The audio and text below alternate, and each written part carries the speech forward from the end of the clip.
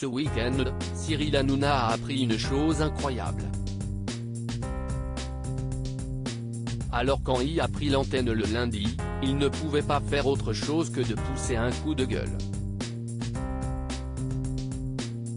Sur le plateau de Touche pas à mon poste, l'animateur de C8 s'est insurgé du montant d'argent public touché par France Télévisions et Radio France.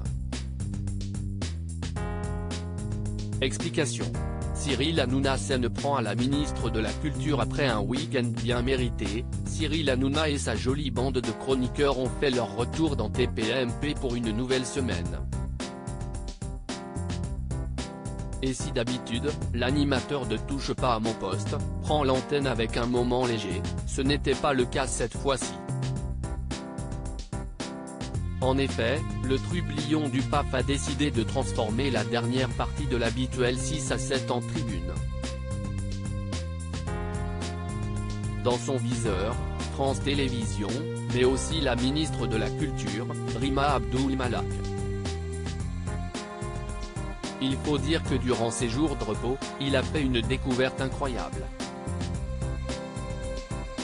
À Strasbourg pour le padel, Cyril Hanouna a découvert que le gouvernement aurait octroyé la somme de 4 milliards d'euros à Radio France et France Télévisions. Une somme dont il ne se remettrait toujours pas. J'ai halluciné. Est-ce que vous savez combien donne l'État à France Télévisions et à Radio France par an? 4 milliards. Donc nous on donne à France Télévisions à Radio France 4 milliards.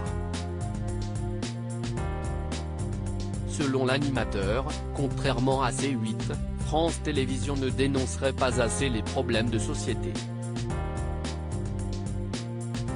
Il estime donc que cet argent pourrait servir à autre chose. Les internautes dénoncent l'hypocrisie de l'animateur de TPMP. Si les chroniqueurs ont soutenu les propos de Cyril Hanouna, les internautes, eux, ne le soutiennent pas.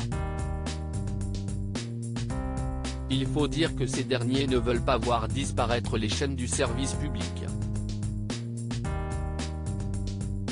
Certains estiment également que le trublion du PAF crache dans la main de ceux qui lui ont fait confiance.